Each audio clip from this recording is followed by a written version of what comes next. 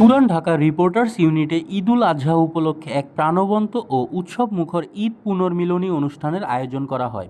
অনুষ্ঠানে উপস্থিত ছিলেন রাজধানীর গণমাধ্যম সংশ্লিষ্ট ব্যক্তিবর্গ, স্থানীয় গণ্যমান্য ব্যক্তি ও সাংবাদিক পরিবারের সদস্যরা। ঈদের পরদিন অনুষ্ঠিত এই আয়োজনকে কেন্দ্র করে রিপোর্টার্স ইউনিটের কার্যালয় সাজানো হয় আলোকসজ্জায়। আনন্দ ঘন এই অনুষ্ঠানে ছিল সাংবাদিক ও গণমাধ্যম কর্মীদের মতবিনিময়, খাওয়া দাওয়া, গুরুত্বপূর্ণ কিছু বক্তব্য। পুরান ঢাকা রিপোর্টার্স ইউনিটের মাননীয় চেয়ারম্যান মোহাম্মদ সাইফুল ইসলাম ও আশিস চক্রবর্তী সহ অন্যান্য সদস্যদেরকে ইউনিটের বিভিন্ন সদস্যরা শান্তিপূর্ণভাবে সংগঠন চালানোর জন্য ধন্যবাদ জানান।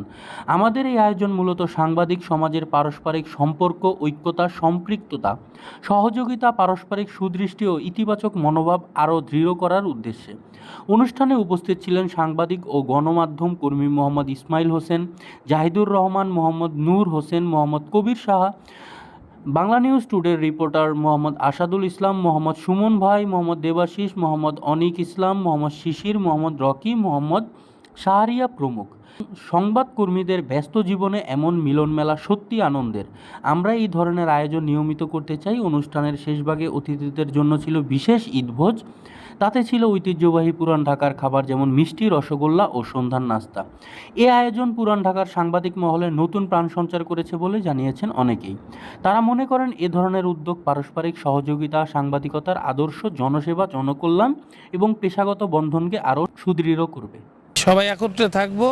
10-এর লাঠি 1-এর বোঝা। ঢাকা দক্ষিণ, পুরান ঢাকা তথা ঢাকা দক্ষিণের যত রিপোর্টার্স আছে, ছোট বড়, পেপার এবং অনলাইন মিডিয়া, আইপি, ইলেকট্রিক, যে যেখানে আছেন সবাই আমরা একত্রে থাকবো। আমি এই পুরান ঢাকা রিপোর্টার্স ইউনিটি একজন মেম্বার হতে পারে গর্বিত বোধ করি, কারণ এখানে পুরান ঢাকা রিপোর্টার্স ইউনিটিতে যারা সকলেই আছেন সবাই প্রাণবন্ত, এবং এখানে হাউজের কোনো ছোট বড় বা কে বড় মিডিয়া, কে ছোট মিডিয়া, কে কোন পর্যায় থেকে আসছে সেই দিকটা আমরা বিবেচনা করি না।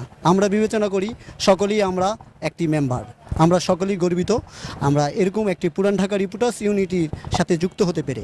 পুরান ঢাকা ইউনিটের পক্ষ থেকে সবার কাছে একটা মেসেজ, আমরা যারা ঢাকার বাসিন্দা আছি সবাই তো আমরা ঈদুল আজহার কোরবানি দিয়েছি কম বেশি সবাই।